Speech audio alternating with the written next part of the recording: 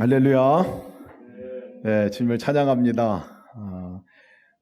추석 명절 긴 연휴가 시작이 됐어요. 추석 명절에 가정 안에 주님의 평강과 또 주님의 은혜가 넘치시기를 축복합니다. 제가 어제 목회 서신을 함께 나누면서 이번 추석은 감사의 추석이 됐으면 좋겠다 하고 이렇게 나눴는데요. 가족들에게 직접적인 감사로 감사를 꼭 하셨으면 좋겠습니다. 우리 입의 고백을 통해서 정말 가족들이 그동안 못했던 감사를 입으로 표현해서 우리 감사하는 인사를 좀 하면 좋겠는데요. 우리 오늘 함께 예배하는 분들과도 함께 우리가 감사를 좀 나눴으면 좋겠습니다. 아마 이렇게 뜬금없이 감사를 하려면 얼굴 빨개지는 것부터 시작하는 분들도 계신데 오늘 함께 한 자체에 대해서 아빠가 되어주시고 자녀가 되어주고 또 아내가 되어주고 남편이 되어주고 그 자체가 얼마나 큰 감사인지 모릅니다. 아빠가 되어서 감사해요. 내 아빠라서 감사해요. 내 남편이라서 감사해요. 이렇게 가족들이 함께 예배드리는 분들은 그렇게 감사하고 또 이 안에 계신 분들은 우리가 성도로 같이 이렇게 예배드리는 것이 한 몸 된 교회를 이루는 것이 얼마나 감사한 일인지 모릅니다. 함께 성도라서 감사해요. 이렇게 같이 한번 감사 인사를 좀 나누고 싶은데요. 우리 같이 한번 감사할까요? 서로 좌우 앞뒤 우리 가족 안에서 함께 감사합시다. 네, 감사합니다. 함께 예배하게 해주셔서 감사합니다. 풍성한 감사가 있는 우리 추석이 됐으면 좋겠습니다. 예배뿐만 아니라 실제 삶에서 드리는 감사가 진짜 감사의 예배입니다. 꼭 그렇게 이번 추석에는 그냥 할 말도 많지만 다른 말 다 줄이고 감사의 말만 그렇게 많이 해주시는 명절이 됐으면 좋겠습니다. 우리 최소호 선교사님 오늘 가족 소개하고 협력 선교사님 이렇게 섬기게 됐는데요. 우리 이경 선교사님 가정과 함께 두 선교사님을 저희 교회가 섬기게 된 것도 엄청 큰 은혜입니다. 함께 우리가 선교 사역 가운데 동역하는 의미가 있다는 것이 얼마나 큰 의미인지 모릅니다. 오늘 함께 해주셔서 정말 감사하고 두 분 선교사님 가정이 오늘 같이 이 자리에 오셔서 참석하시니까 더 마음도 따뜻해지는 것 같아요. 오늘 이렇게 아까 말씀하신 것 같이 함께 가족이 돼서 너무나 감사를 드립니다. 오늘 말씀을 통해서 잊을 수 없는 이름이라는 제목의 말씀을 함께 나누려고 합니다. 잊을 수 없는 이름. 제가 인도네시아 선교사로 사역을 할 때에 가끔 이게 두려움이 막 밀려올 때가 있었어요. 그때가 언제냐면요, 뜬금없이 드는 생각 가운데서 내가 다른 사람들에게 잊혀져 가고 있다 하고 생각이 들 때가 이상한 두려움이 이렇게 몰려오는 것들을 경험을 여러 번 한 것 같아요. 사람들로부터 내가 잊혀져 가고 있구나, 아무도 나를 기억하지 않는 것 같구나 하는 생각이 들 때가 참 두렵기도 하고 슬프기도 하고 그랬습니다. 근데 더 두려운 것은 하나님도 나를 잊어버리신 게 아닐까 하는 질문이 들 때예요. 하나님도 나를 잊어버리신 거 아닐까? 하나님께도 나는 잊혀진 존재가 된 거 아닐까라고 생각이 들 때 그 두려움은 참 이루 말로 할 수 없는 것 같아요. 어려움들이 생길 때 더 그런 것 같아요. 어려움이 생길 때 하나님은 나를 기억하고 계신가? 하나님 난 알고나 계신 건가? 뭐 이렇게 생각이 들 때가 참 두려움이 몰려오는 것을 보게 됩니다. 다른 거는 다 참겠어요. 근데 그 문제 앞에서 답이 안 나올 때는 너무나 힘들고 어려운 것을 경험했던 기억이 있습니다. 우리 사랑하는 성도 여러분, 하나님은 여러분들을 기억하고 계실까요? 여러분들 잘 알고 계실까요? 우리가 머리로 믿는 것과 가슴으로 또 내 삶으로 믿음으로 고백하는 것 함께 오늘 점검해 봤으면 좋겠습니다. 오늘 읽어드린 본문의 말씀은요, 성막에 관한 말씀 쭉 이어지는 말씀 가운데 뜬금없이 등장하는 제사장에 관한 말씀을 얘기하고 있어요. 성막을 만들라고 말씀하시는데 그 본문을 읽기가 참 힘들어요. 너무 디테일하게 묘사를 해놨기 때문에 치수하며 그 재료하며 너무 힘든데요. 그래도 그 안에 우리가 지금까지 주셨던 의미를 이제 찾아왔잖아요. 근데 뜬금없이 성막을 만들라고 하고 언약궤를 만들고 번제단까지 이렇게 만드는 것들 지난주까지 우리가 함께 말씀을 나눴는데 이번에는 다 그 성막을 완성하기도 전인데 중간쯤 되는 과정인데 제사장에 관한 부분들을 뜬금없이 말씀을 해주십니다. 맥락으로 보면 흐름이 맞질 않아요. 다음에 분향단 만드는 그 장면이 30장에 나오는 장면이 나와야 하는데 28장, 29장에는 쑥 들어온 이야기가 제사장에 관한 얘기입니다. 제사장에 관한 얘기가요. 그래서 이게 제사장에 관한 얘기가 왜 쑥 들어왔을까? 이렇게 묵상을 하면서 질문을 던져보았어요. 왜 그랬을까 보니까요. 이 성물을 하나님께 성막을 만드는 과정 가운데서 그 중심에 사람이 얼마나 중요한가 하는 것에 대해서 사실은 말씀하고 싶었던 것 같습니다.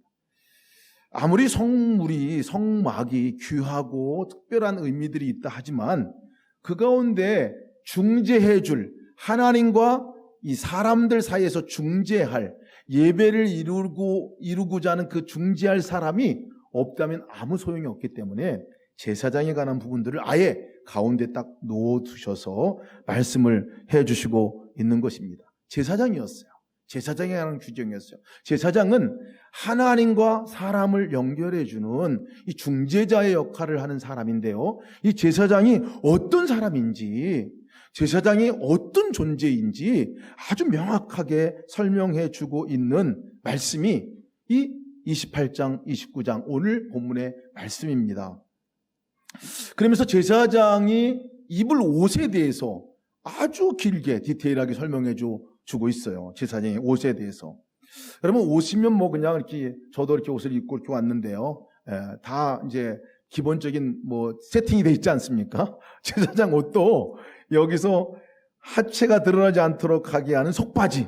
이 속바지, 그 당시에 옷을 소개를 하는 거예요. 속바지를 입어야 된다. 그것을 만들어서 입히라 하는 것과 또 긴팔 옷과 이게 밑에까지 쭉 내려가는 하얀 선으로 된 그 옷, 이것을 세마포 속옷이라고 말하는데요. 그 옷을 하얀색의 옷을 그 위에 있습니다. 그리고 또 그 위에 청색으로 된 그 옷을 입으라고 말아요. 청색으로 된 옷을. 그리고 맨 밑에 방울도 달고 석류도 달으라고 이렇게 얘기를 합니다. 거기 정도에서 끝나는 거가 아니라 대제사장의 옷을 얘기를 할 때 그 위에 마치 에프론, 우리가 앞치마를 두르듯이 이 앞치마와 같은 에봇을 만들어서 입히라고 말합니다. 에봇.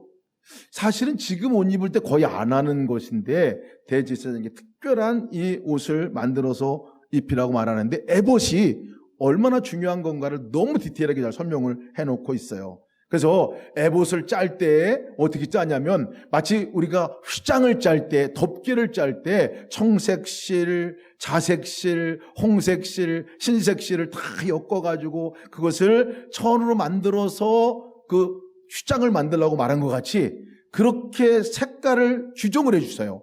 플러스 금색까지 포함해서 그렇게 실로 짠 옷을 에봇을 만들라고 말합니다. 근데 에봇의 특징은 또 뭐냐면요. 이 에봇 안에 상징물들이 많아요. 에봇을 입게 하면서 이 어깨 위에 양쪽에다가 호마노라는 보석, 이 호마노라는 보석을 달게 해요. 근데 호마노라는 보석을 달게 하는데 이 양쪽 두 군데다가 한쪽에 6지파 이름, 한쪽에 6지파 이름, 12지파의 이스라엘 백성 지파 이름을 적어놓으라고 그래요. 도장 새기듯이. 그리고 또 앞에 휘장에 보면 여기에 세 줄, 이거 네 줄이죠. 세 개씩 네 줄로 12개의 각기 다른 보석들을 다 다뤄놓으라는데 또 특징은 뭐냐면 12개의 보석들 하나하나에 이름을 새기라고 합니다. 이름을. 그 이름이 12지파의 이름을 새겨 놓으라 이렇게 얘기를 하고 있는 거예요. 제가 말씀을 읽다가 이 에봇이 특별하다 생각을 하면서도 이 에봇의 이 특징 가운데 하나가 제사장의 옷 특징 가운데 하나가 보니까 어깨에도 이름이 적혀 있고 가슴에도 이름이 적혀 있고 그래서 정말 왜 이름을 이렇게 어깨 가슴에 다 적어 놓았을까 하고 묵상을 하게 됐어요. 그러니까 사실은 이 제사장이 이렇게 이름을 어깨에도 가슴에도 적어 놓은 이유는요. 이 제사장이 12지파를 대신하는 사람이기 때문에 그렇습니다. 12지파를 대신해서 하나님 앞에 나아가는 사람이고 하나님께서 주신 것을 12지파에게 전해주는 사람이기 때문에 그런 의미가 있어요. 어깨에 또 이 가슴에 이 이름을 기록한다고 하는 것은요, 아주 명확한 메시지가 담겨져 있습니다. 그것은 뭐냐면 내가 네 이름을 기억할 것이다 라는 거예요. 내가 너의 이름들 12지파의 이름 하나하나를 기억할 것이라는 거예요. 그것도 각기 다른 보석에 하나하나 이름씩을 다 써놨어요. 보석 이름은 외우기도 어려워, 읽기도 어려워요. 제가 몇 가지만 읽어줄게요. 황보석, 황옥, 녹주옥, 석류석, 남보석, 홍만호. 들어보지도 못한 보석들인데요, 이 보석들 하나하나의 이름을 다 적어놓으라는 거. 다 지파의 이름을. 각기 한 지파가 얼마나 소중하고 얼마나 귀한 것인가. 그것도 가슴에, 대제사장의 가슴에 새겨놓으라 그런 것은 가슴으로 기억한다고 하는 것을 얘기해주고 있는 거예요. 그리고 이 어깨에 이 12지파를 또한 얹어놓은 것도 마찬가지로 바로 이 모든 지파들을 갖고 있는 짐을 또한 대신 져주는 상징적인 의미가 있는 거예요. 이렇게 보니까 이 대제사장의 옷에는 아주 12지파의 옷이 빼곡하게 적혀 있어요. 강력한 하나님이 말씀하는 말씀은 12지파 너희들 내가 한 지파마다 다 기억할 것이다 라고 하는 말씀이었어요. 여러분, 성막에 우리가 공부하면서 성막의 모든 예물들이 예수님을 예표한다고 그랬잖아요. 대제사장도 사실은 예수님을 예표하는 거예요. 이 대제사장의 예표인 예수님을 예표한다면 옷고 있는 이 옷을 주는 상징적인 의미는 그 당시에만 의미가 아니라 오늘에 있어서도 주님께서 우리들의 이름을 어깨에 적어 기록해 놓고 주님께서 우리의 이름을 가슴에 각 보석의 그 특징에 맞게끔 이름 하나를 기록하듯이 우리의 이름을 주님의 가슴에 기록해 놓는다는 말씀의 의미가 있다는 것을 깨닫게 되었습니다. 여러분, 우리의 이름이, 그러면 저는 김승회라는 이름입니다. 인도네시아에서는 조슈아라고 써요. 김승의 이름을 발음을 못해. 그래가지고 조슈아라고 제가 이름을 부르는데, 조슈아라는 이 이름이 여러분 주님의 가슴에 또 주님의 어깨에 정말 그렇게 기억될 만한 이름으로다가 기록되어 있다는 사실을 전 그 생각만 하면 너무 감사가 돼요. 여러분들의 이름도 그렇게 기록된 것을 믿으시기를 준비하는 축복합니다. 말씀 보면 이사야의 말씀에서 이것을 더 분명하게 말씀해 주고 있어요. 오직 시온이 이르기를 여호와께서 나를 버리시며 주께서 나를 잊으셨다 하였거니와, 생각하기를 나를 버리신 것 같아, 나를 잊은 것 같아 라고 말할지 모르겠지만 여인이 어찌 그 젖먹는 자식을 잊겠으며 자기 태에서 난 아들을 긍휼히 여기지 않겠느냐. 그들은 혹시 잊을지라도 나는 너를 잊지 아니할 것이니라. 내가 너를 내 손바닥에 새겼고 너의 성벽이 항상 내 앞에 있나니 라고 기록하고 있어요. 하나님께서 우리를 기억하신다는 걸 말하고, 너희들은 잊을 수 있을지 모르겠지만 난 잊을 수 없어. 너희들의 이름을 잊을 수 없어. 기억하기 위해서 손바닥에 새겨놨다는 거예요. 제가 아까 나오기 전에 우리 선교사님 이름 혹시라도 또 제가 나와가 잊어버릴까 봐 손바닥에 적어놨어요. 최서우, 박은하, 시온, 시아 다 적어놨어요. 지금 다 지워졌는데 까맣게 적어놨어요. 손바닥에 적는다는 의미는요, 기억한다는 의미예요. 잊어버리지 않는다는 얘기예요. 대제사장이신 주님께서 우리의 이름을 기억하지 않으실 리가 없죠. 기억하신다는 얘기예요. 섬들아 내게 들으라, 먼 곳의 백성들아 귀를 기울이라. 여호와께서 태에서부터 나를 부르셨고 내 어머니의 복중에서부터 내 이름을 기억하셨느니라. 여러분, 하나님께서 우리에게 복중에서부터 우리를 기억하신다는 거예요. 그러면 이 이름, 우리의 이름이 정말 주님이 기억될 만한 이름인 이유가 또 있습니다. 그냥 기억하고 끝나는 게 아니라 주님께서 우리의 이름을 기억하시는 이유는 생명과 맞바꿔서 얻은 이름이기 때문에 그렇습니다. 생명과 맞바꿔서 얻은 존재이기 때문에 그렇습니다. 죄로 인해 죽을 수밖에 없는 우리의 그 죄값을 예수님의 생명과 맞바꿔서 우리를 얻은 존재인데요, 어찌 그 이름을 잊을 수 있겠느냐는 거예요. 그냥 자기 배로 낳은, 아파서 낳은 자식 이 수준 정도가 아니라 생명과 완전히 맞바꿔서 낳은 이 자녀라는 거예요. 그렇기 때문에 잊지 못하겠다는 거예요. 신장을 떼어서 다른 분에게 기증한 우리 장로님의 제가 고백을 들었습니다. 신장 떼어서 다른 분이 한 분이 살아나셨어요. 그리고 나서 두 장로님과 우리 집사님이 의형제의 지간을 맺으셨다고 그래요. 늘 기억난다는 거예요. 늘 신장이 없으니까 늘 저기가 기억난다는 거예요. 또 신장을 이식받은 그분도 늘 기억난다는 거예요. 늘 내가 은혜로 살아가는구나. 내 신장은 또 저기 가 있구나. 여러분, 문제는 사실 근데 우리예요. 이 사실을 잘 안 믿는다는 거예요. 왜 안 믿을까, 이 사실을? 하나님께서 그렇게 얘기하시는데, 하나님께 나를 기억하신다는데 왜 나는 자꾸 하나님이 나를 잊어버리셨을 거야, 나는 기억하지 않으실 거야 라고 그렇게 생각할까 보니까요, 내 행동과 내 모습을 보면 나는 하나님 기억하지 않으실 거야, 나 같은 사람을. 이런 용어가 또 하나 있고요. 하나님께서 나를 기억하시면 어떻게 이렇게 나를 내버려 둘 수가 있어 라고 생각하는 두 부류가 있습니다.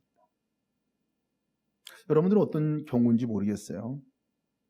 여러분, 정말 우리의 믿음의 출발은 어디냐면요, 하나님 우리를 기억하신다는 거예요. 기억하지 않으셨다면 우리 이 자리에 나올 이유도 없고요, 나올 수도 없어요. 계속 주님께서 말씀하시는 말씀은 내가 너를 기억할 뿐만 아니라 내가 너와 함께 할 것이다 라고 말씀하고 있는 거예요. 하나님께는요, 우리가 잊을 수 없는 이름입니다. 잊을 수 없는 이름 김승회, 잊을 수 없는 이름 여러분들인 것을 꼭 기억하시기를 축복합니다. 주님께서 가슴에 이름을 새겨놓은 것뿐만 아니라 마치 이 제사장의 어깨에 이름을 새겨놓은 이유는 도대체 뭘까 생각하니까요, 이 마태복음 11장 28절 말씀이 생각났어요. 수고하고 무거운 짐진 자들아 다 내게로 오라, 내가 너희를 쉬게 하리라. 어깨에 얻는다는 얘기는요, 권위를 의미하기도 하지만 어깨에 얻는다는 얘기는요, 어깨에 메고 간다는 얘기, 메고 간다는 얘기. 모든 짐과 어려움을 우리를 아실 뿐만 아니라 우리의 어려움과 우리의 삶의 모든 짐들을 주님이 어깨에 메고 가신다는 그러한 얘기, 그러한 의미가 담겨져 있습니다. 그러니 주님께서 우리에게 말씀하시는 거예요. 너 수고하고 무거운 짐을 지고 와 있는 너, 그거 너 혼자 짊어지지 말고 이제 나한테 맡겨라. 내가 그 짐을 짊어질게. 벌써 그 짐을 짊어지셨었잖아요. 가장 무거운 짐, 도무지 우리가 해결할 수 없는 짐은 죄의 짐입니다. 그 어떤 방법으로도 인간으로서 해결할 수 없는 가장 무거운 짐을 주님께서 대신 짊어지셨어요. 이미 짊어지셨어요. 생명과 맞바꾸는 그 십자가의 죽으심으로 짊어지셨거든요. 그 주님이 우리의 삶 가운데 당면한 문제들, 어려움들을 안 짊어지시겠냐는 거예요.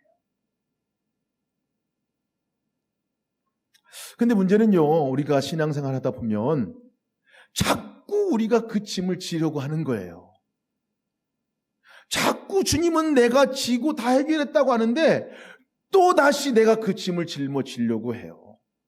십자가 위에서 이미 죄의 문제가 해결됐음에도 불구하고 또 다시 내가 무언가를 더 해야 구원을 얻을 수 있지 않을까 생각하는 생각을 갖습니다. 마치 다시 짐을 짊어지는 것과 같은, 이미 해결된 문제인데도요, 그 구원하시고 짐을 그 해결해 주님께 맡기고 주님께 감사함으로 구원의 감격과 기쁨으로 살아가야 마땅한 삶인데 더 짊어지고 내가 부족해서 아직까지 내가 정말 구원에 이르지 못하는 믿음이 이르는 거 아닐까? 이런 생각 가지고 뭔가를 더 해야 하려고 하는 이 모습이요, 어떤 면에서 보면 굉장히 신앙이 있는 것 같지만 어떤 면에서 보면 진짜 믿음이 없는 거라고 말할 수 있습니다. 죄의 짐은 우리가 해결할 수 있는 짐은 아니에요. 그렇기 때문에 주님이 생명으로 오셔서 생명과 맞바꾸고 주님이 짊어지셨다고 말씀하고 있는 거예요.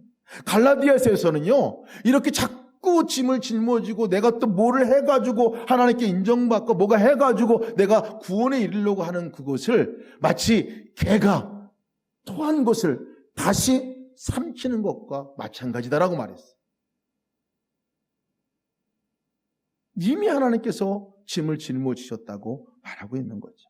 믿음은 그것을 믿는 거. 그리고 취하고 구원받은 사람으로 살아가는 삶이 진짜 우리가 살아가야 할 사람이죠. 많은 분들이 이 구원의 감격과 기쁨 잘 못 누려요. 죽음 앞에서도 내가 천국 갈 수 있을까? 여러분, 예수 그리스도를 믿는 믿음으로 이미 구원을 받은 거예요. 그것으로 이미 우리는 하나님의 자녀된 신분을 얻고 구원받은 사람으로 살아가는 거죠. 우리의 삶은 그래서 구원받은 사람으로 감격하는 삶으로, 그리고 감사하는 삶으로 구원받은 사람답게 살아가는 삶이 맞는 거죠. 조건부는 아니라는 거예요. 주님께서 이 말씀을 묵상할 때 자꾸 저에게도 내가 다 짊어졌다고 하는데 또 자꾸 짊어지려고 하느냐 하는 그러한 말씀을 하시는 것 같았어요. 여러분, 어려움이 생길 때 구원의 문제도 우리가 그런데요, 어려운 문제가 생길 때도 어떻게 우리가 그 문제를 해결해 나갈 건가? 어떤 분들은 그래요. 아니, 내가 다 해야지 그거를 해줘. 하나님께 맡긴다고 되냐? 하나님께 맡긴다고 그것이 문제가 해결되느냐라고 얘기하시는 분들이 많아요. 아무 일도 하지 말라는 얘기가 아닙니다.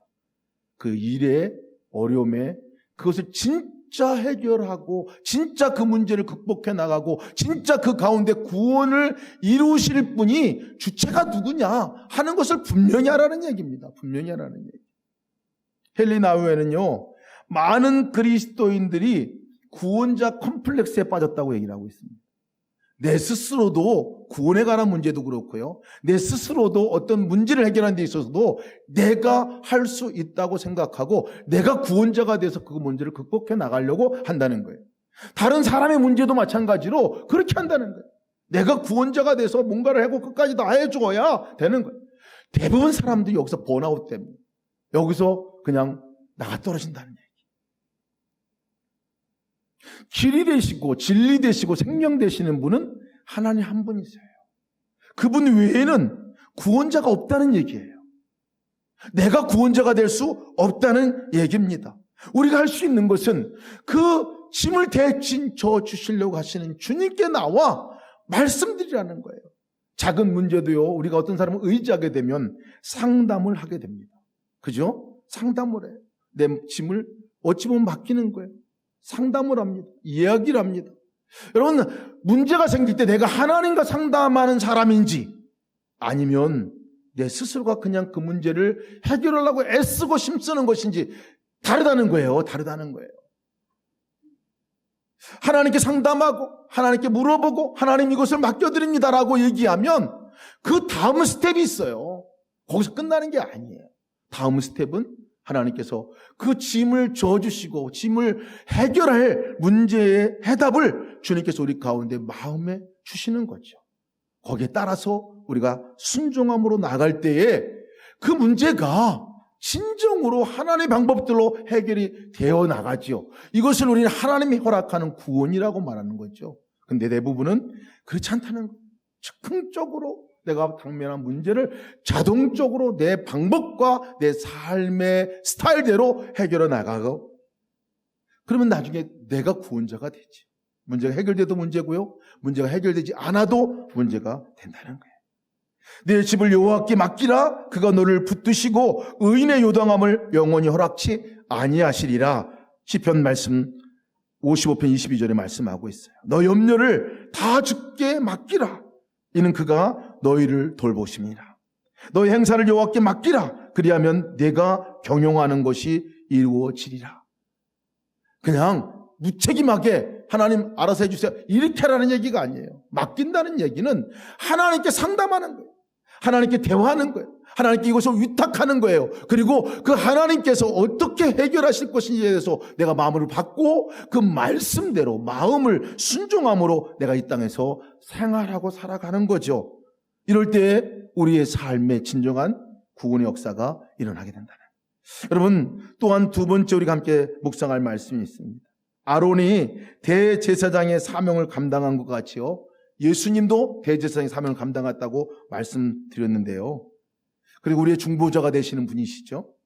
놀라운 사실은요, 하나님께 우리를 기억하고 우리의 짐을 대신 져주실 뿐만 아니라 그 대제사장 되신 예수님께서 우리를 제사장으로 임명하신다는 거예요.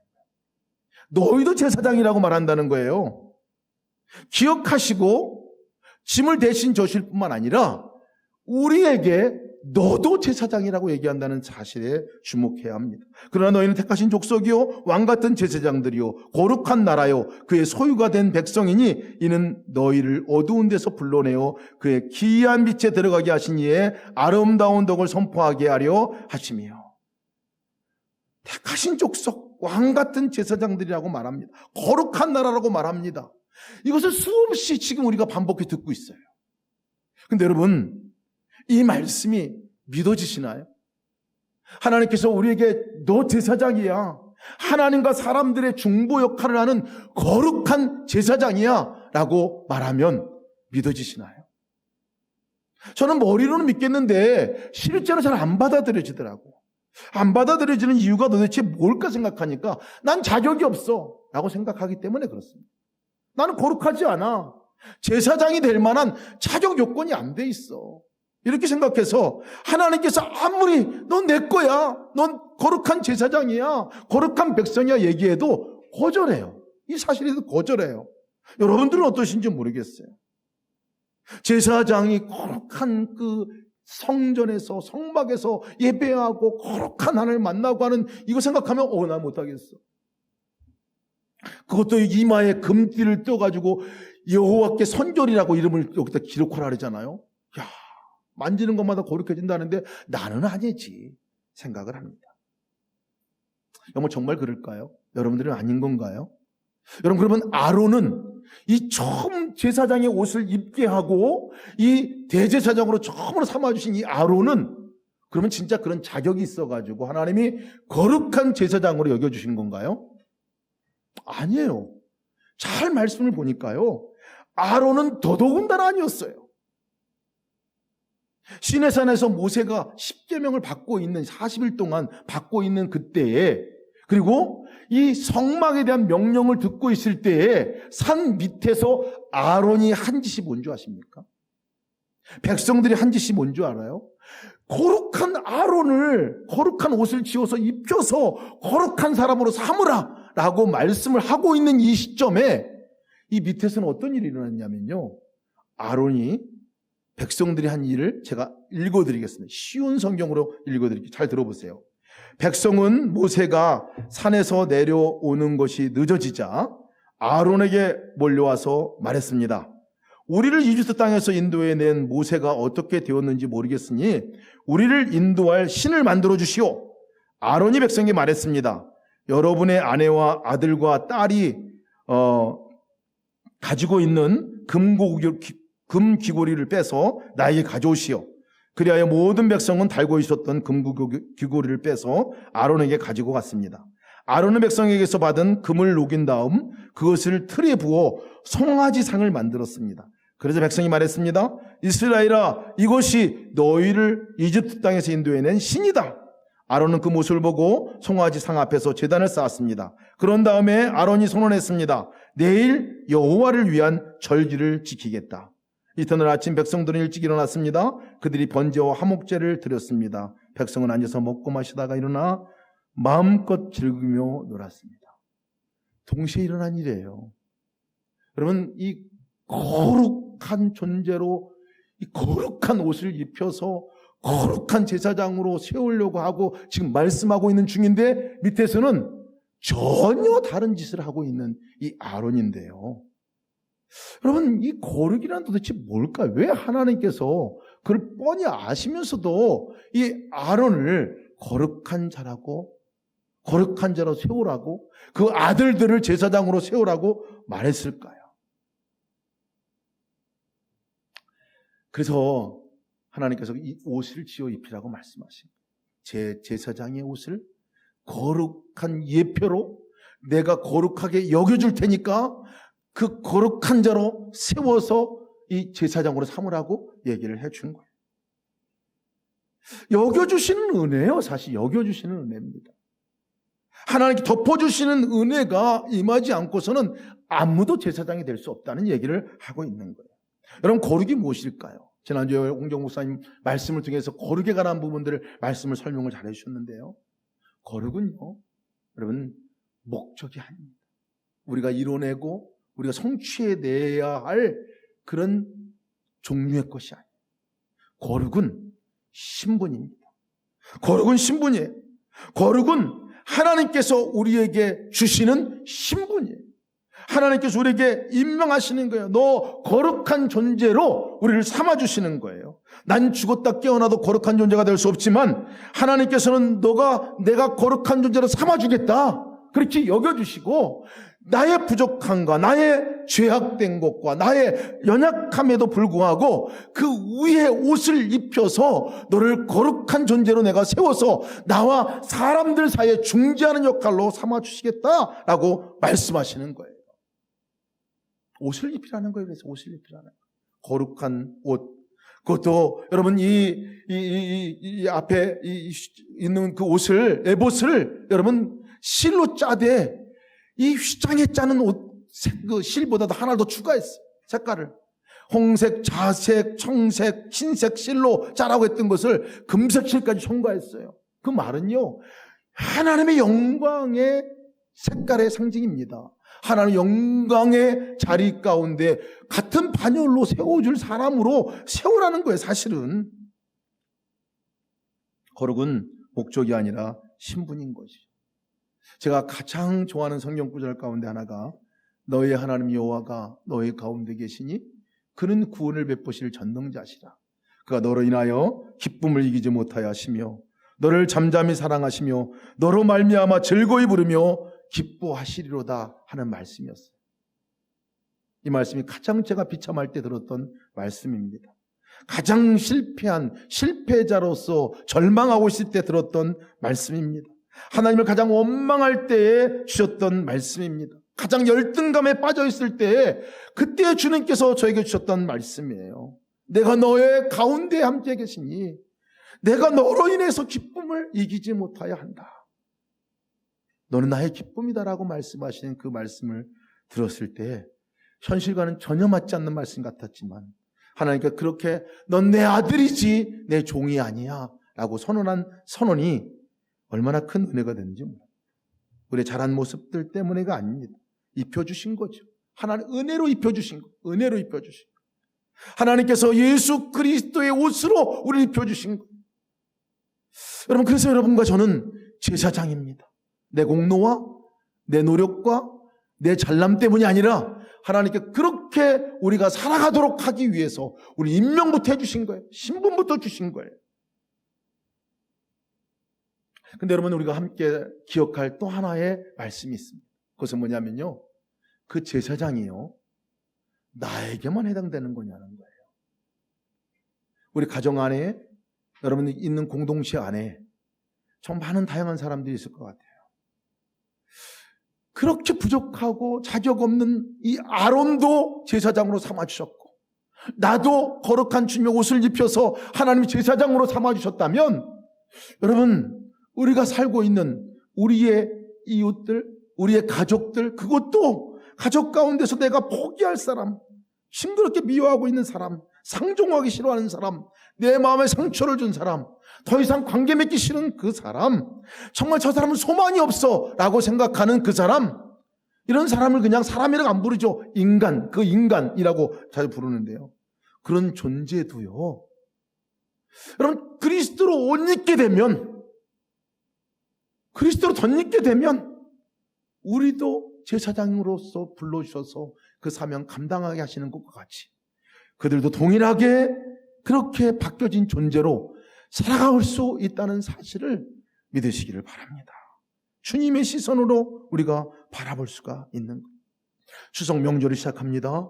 여러분, 우리가 만나는 만남 가운데 정말 내가 그리스도로 옷 입은 사람으로서, 나는 그렇게 할 수 없는 존재지만 내가 주님으로 옷 입고 제사장의 사명을 감당하는 사람으로 서 있어서 가족들을 만날 때 우리 입에서 감사의 이야기, 사랑의 이야기를 흘려보내라는 얘기입니다.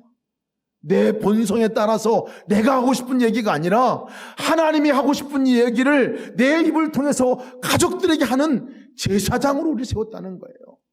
그런 말들을, 그런 행동과 삶을 이번 추석 명절에 함께 보이셨으면 좋겠습니다. 또 하나, 가족들 안에 소망 없어 보이는 같은 그분들 한 사람 한 사람, 내가 만나고 있는 형제들 안에서 소망 없어 보이는 그 한 사람 한 사람이 여러분 예비 제사장인 것을 기억하시기 바랍니다. 그분들도 주님 만나고 주님으로 옷 입고 나갈 때에 그분들의 삶도 완전한 변화의 삶으로 살아갈 수 있다는 거예요.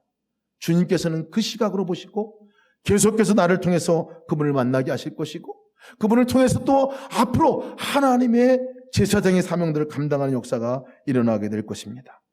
저희는 현직 제사장, 그분들은 예비 제사장들이. 여러분 예비 제사장들의 바라보는 눈으로 함께 만나고 그렇게 이번 추석 명절에 가족들도 만나고 우리 형제자매들도 만나시기를 축복합니다.